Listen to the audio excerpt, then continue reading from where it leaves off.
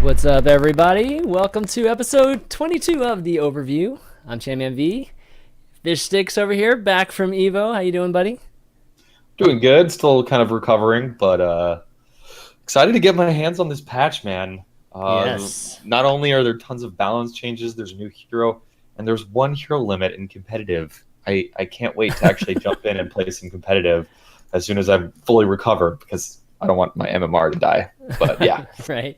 And Shayed coming back or joining us back from last week when you were moving. How did that end up going? Pretty good. Not done yet. Moving again. I'm kind of like in the in-between place. So Yeah. I moved out of my old apartment into my parents' house for a couple weeks, and then moving again on the 28th. It's my actual new house. So It's so hard to move. crazy. It's been so long since it's been probably about 12 years since I've moved, but man, it is such a huge ordeal to move. I know I'll probably have one more move left somewhere in the next 10 years, 15 years, but I dread that. I definitely dread that.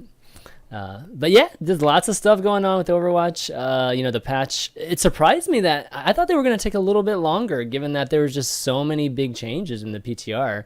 But nope, it was about a week or a little bit over a week, and now it's live out to the world, at least out to the PC world.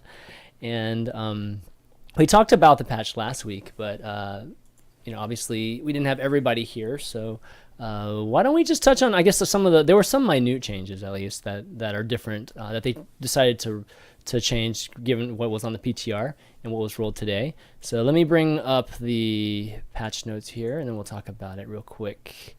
All right, here we go. So Ana, of course, is out, and Shayed, I'm just imagining you've played a ton of her. I've played probably about 20 games with her, but I knew it wasn't going to be necessarily my cup of tea. But she's pretty awesome, though. I definitely would like to hear just kind of like somebody who's probably played like 100 games with her. What do you think?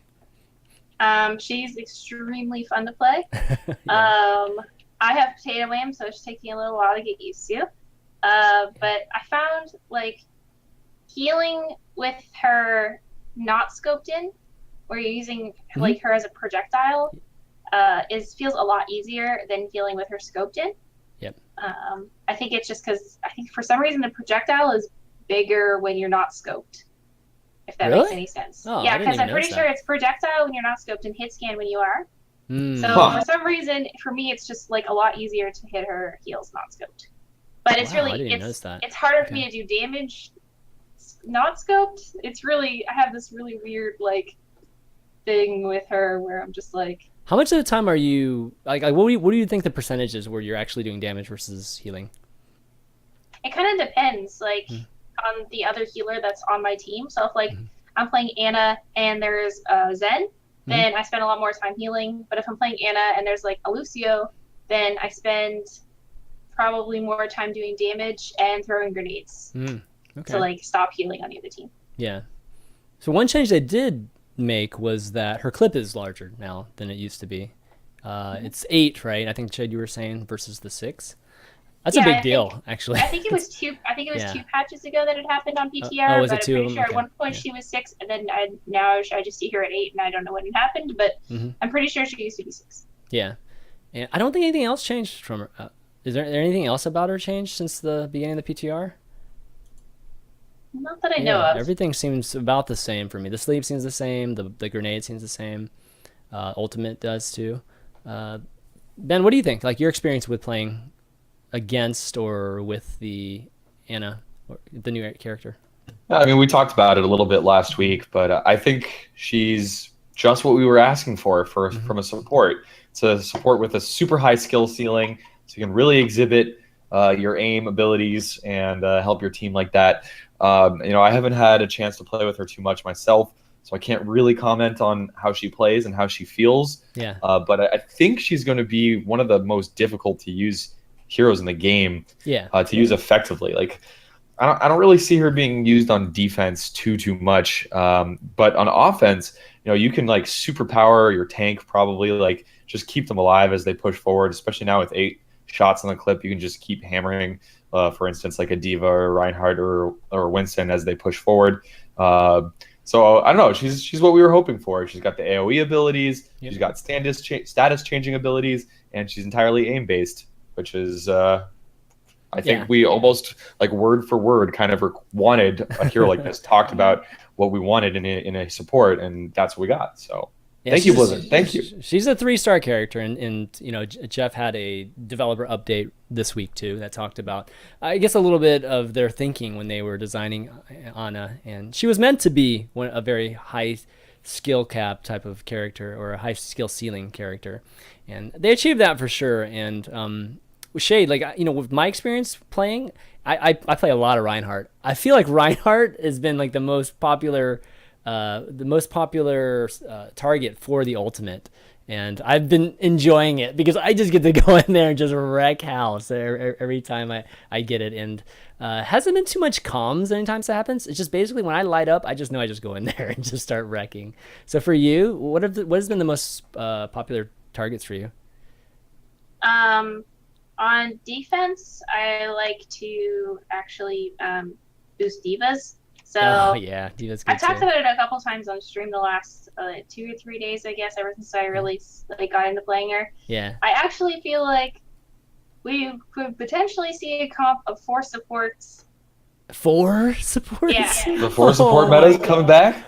I really feel like we can, even with like 1 hero limit, especially with 1 hero limit actually. And like Ana actually puts out a lot of DPS, so you're not actually losing that much. But I feel like on like an attack situation, you would see Zenyatta, Mercy, Lucio, Ana, McCree, Reinhardt, and then smokes. I think on defense you could run the exact same thing just with a diva instead, or even potentially another diva Reinhardt, instead of Reinhardt. Oh wow, okay. Yeah, but I really feel like McCree is ridiculous right now, and you could pretty much just run him as a solo DPS. Ana and Zen both do absurd amounts of damage. You actually hit your shots. And the stop healing that she has would pretty much counter her own comp, basically. So like you could run the mirror comp versus each other. Yeah. And whichever Ana is actually landing her healing stop grenades, they're actually going to probably win the fight. So I think that 4 supports, 1 McCree, and then whatever tank you decide to run would probably be something that I would actually like to see. Yeah, that's... it's getting crazy now. Like I want someone to map out Overwatch meta over time. And just like talk about all of the different types of compositions that have dominated the meta at different times. Like it just changes so much every month or two. Just something happens, a patch comes, or people figure something out. Yeah, I guess. I mean, should we just jump into the patch, or you want to? Yeah, let's just go. No, let's just go with some of the changes that happened. Well, we talked about PTR quite a bit last Tuesday. Yep, we did. But, what has changed since then is looks like Zenyatta's damage on his primary fire has been brought down a little bit, which I think a lot of people were probably thinking needed to happen, myself included. I wonder though if he's, is Zenyatta still a really potent support choice, especially on offense, especially with like these high damage dealing compositions? Like, is that 5 going from 45 damage per shot to 40? Does that actually change things a lot? I'm not quite sure. Another kind of interesting change is that they increased his right click damage per orb from 35 to 40. So they nerfed his primary fire, which is the only thing anyone ever used. I know. I mean, who uses the right click? Buffed his right click, his secondary fire. So which is really super weird to me. Doing that in the same patch where you introduce a character with sleep when Discord doesn't wake up sleep. Yeah. Like you could get Ana to put a character to sleep, Discord them, and buff up your right click, and then one-shot somebody. Oh, I didn't. Did you one-shot tanks with that? Oh my gosh. I haven't tested that yet, but I did one-shot somebody using them. You probably could, actually. You probably could. Yeah, fully charged, headshot, Discord, a sleep target. Oh man, that's pretty darn close. It might be just under killing a 500.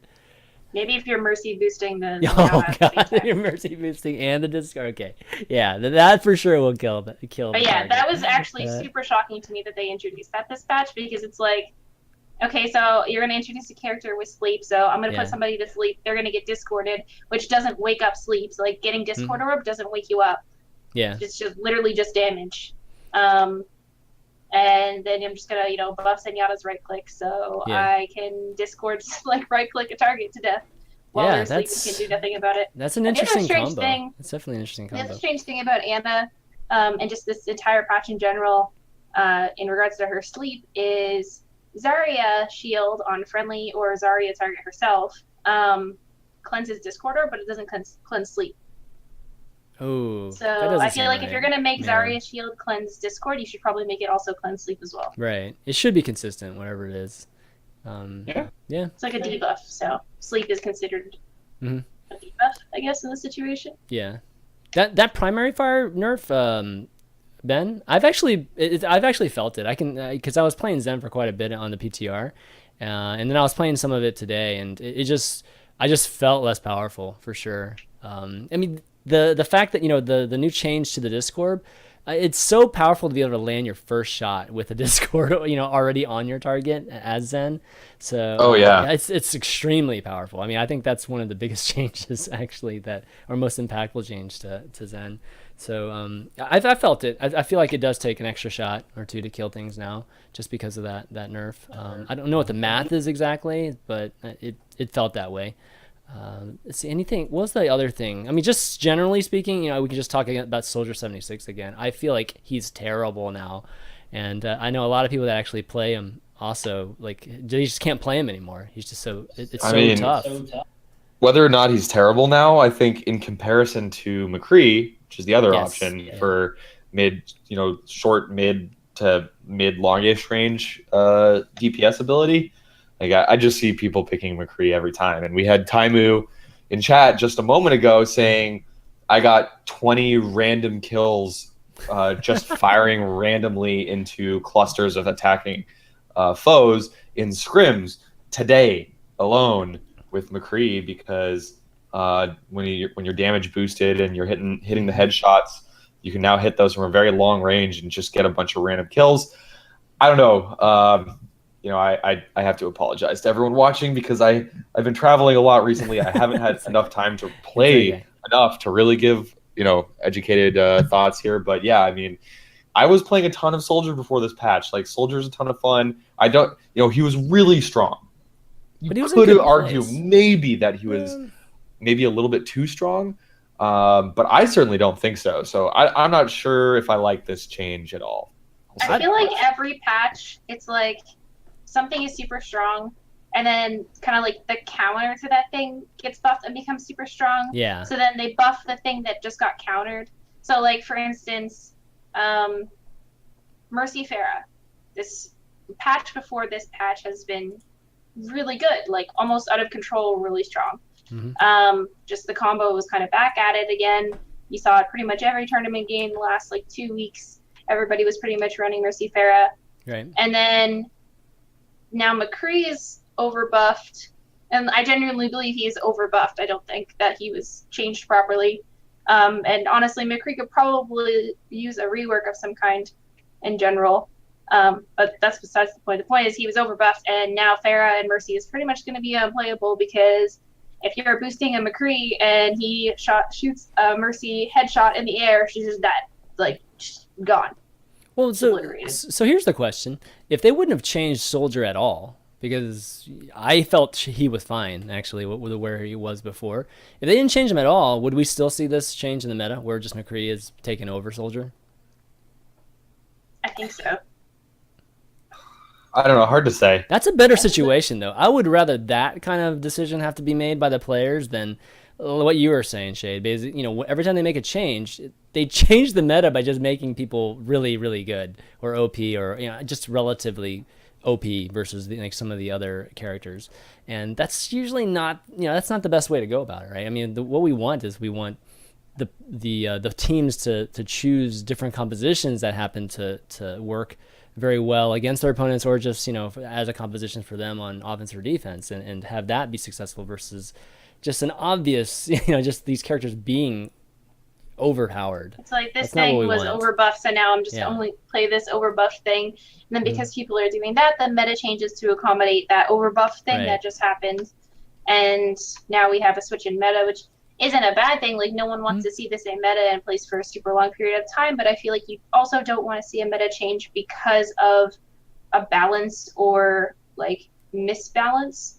situation. Like you want to see a meta change because of like someone realizes something is super cool and comes up with a really neat team comp for it.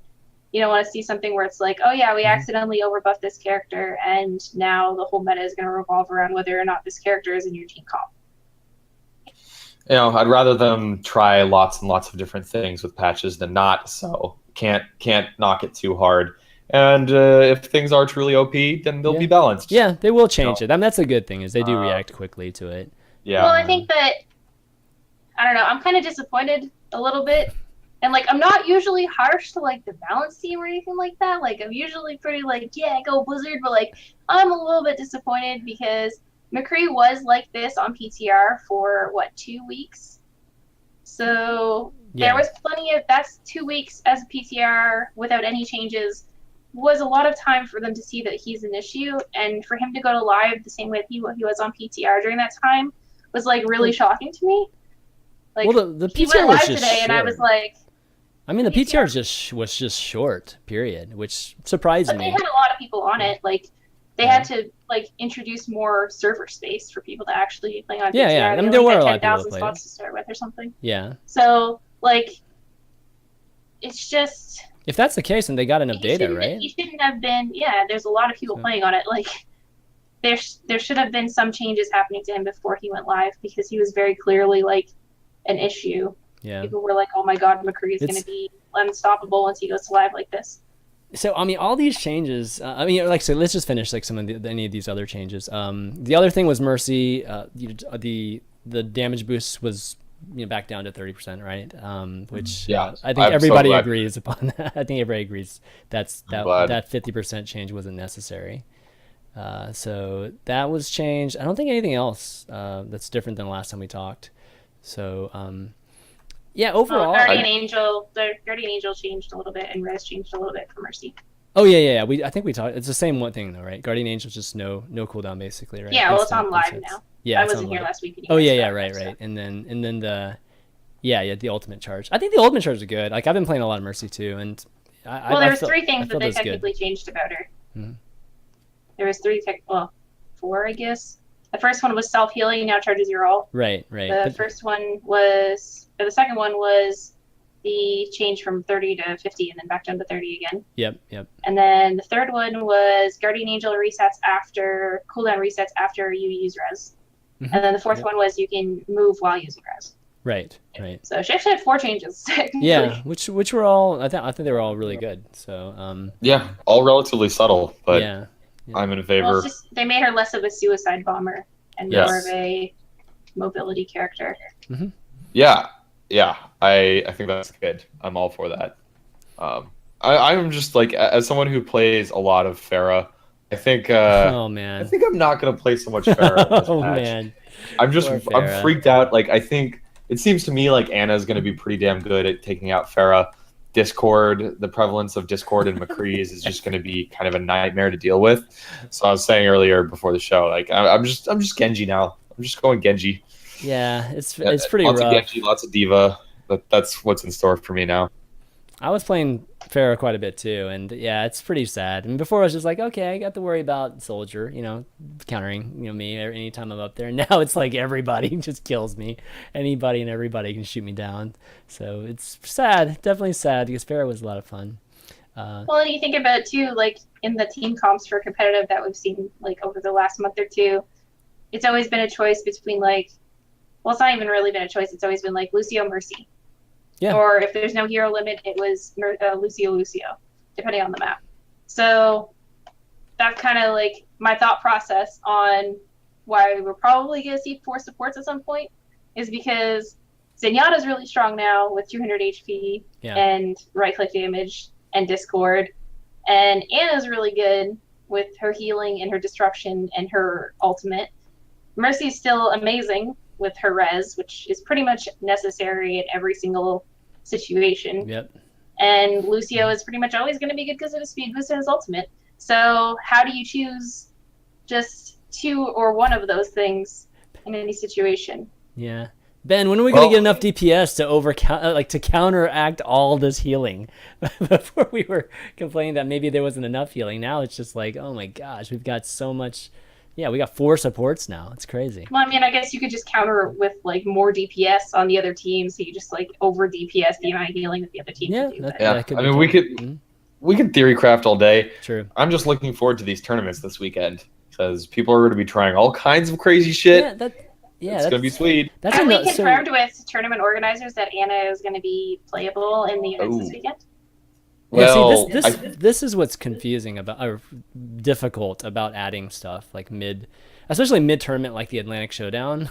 I mean, it's crazy having a completely different game like midway through an event. It's going to be a complete meta change, like absolute 180 meta change. Yeah. Pharah, Mercy, and right. So it's almost not whatever else. It's not ideal, that's for sure, because some teams will be worse, some teams will be better now after this patch.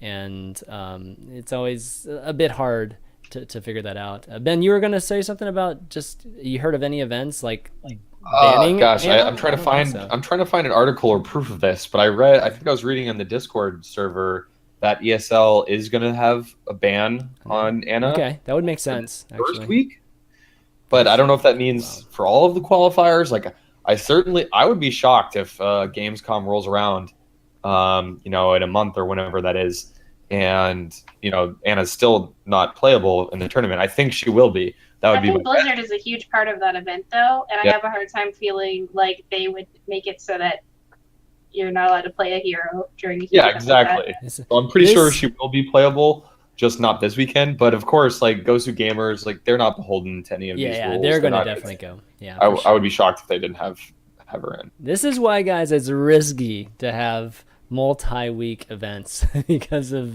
patches like this. This happens in every game. Well, this isn't even not just necessarily. Like there's, like for instance, LCS and League of Legends, they just have a rule where, they have a tournament client that you play on that's a patch behind. So if that's something that Blizzard needs to like consider or like think about for any events that they run in the future, that might be something that might need to be looked into, right? Is if you're planning on releasing patches or updates or like at least for big ones where there's new heroes introduced or new maps or new game modes or anything like that, a tournament client would probably be something that could be really well used. Yeah, I think so. I think that would be a good idea. This actually throws not really a wrench, but it definitely makes matchmaking right now, even on the competitive ladder, right? It's just a little bit off. Maybe not so much at the highest of levels, but definitely in that I would say 40s and 50s range. I feel like people are going to be playing Ana that are just so bad at Ana that they should be in the 30s and things like that. And you're going to be seeing just, oh gosh, people not knowing how to build comps around Ana, and that's going to be painful for a few weeks for folks in that range. Do you see any of that up in the 70s and 80s? Any issues with people basically not playing, not having the skill rating match, their abilities with Ana? I mean, I think after a week or two, it should be fine. Yeah, you think so? But okay. Who knows? Yeah. The biggest issue that I find in the mornings and stuff when I queue is like matchmaking is so terrible sometimes that you get like, we've had games where we are like, I'm 74 and Siegel is 79 or 80 or something like that, and we'll get matched on a team with like 2 45s and the other team has like 3 80s, and it's like, yeah, this is woo. The like, average is 60 for the fact that I play support and cannot carry my team exactly. To the that's the someone worst. like 380 players. Was that on PTR? No, that was on live, like that's today. That's terrible, man. No. Yeah, I lost 3 rankings in like 2 hours today. It was depressing. That's definitely I stopped streaming, or I stopped queuing ranked, and I just opened loot boxes until I got every Ana item in the game. Yeah. So I feel better. All right. Well, why don't time to spend 6,200 credits on Ana items. All right, well, why don't we move on? So we were gonna talk about just Jeff Kaplan and all the Blizzard guys on Stir stream, a week ago. It's pretty much right after, I think the day after our show last week. A lot of this stuff is kind of old news at this point because it's kind of out and live and everything. But there was a few tidbits that's worth mentioning. They're working on 4 new maps. And 4 new maps, and the first of the new maps will be one of the standard modes, so one of the game modes we do have. But it sounds like some of the other ones are going to be brand new game modes. So that's going to be pretty exciting. I can't wait to see that. And I'm pretty curious as to when the new map will come out, because a new map's not that big a deal, right? You know, just I think you could bring that out anytime. Depends on what it is. Okay, all right. Oof, I can't wait for some new maps. Yeah. If it's 2 CP, that's actually like a huge deal. They said coming soonish. So Gamescom, maybe? I don't know. Maybe they'll announce it after this tournament. They would not. There's no way they're going to release a new map that close to You never Gamescom know. and then Oh my allow God. it to be played. Can you imagine that? They're freaking, hey guys, we got a new map. It's a week before the finals. people would never pick it anyways. They didn't practice it, so It's not. They might not have a choice.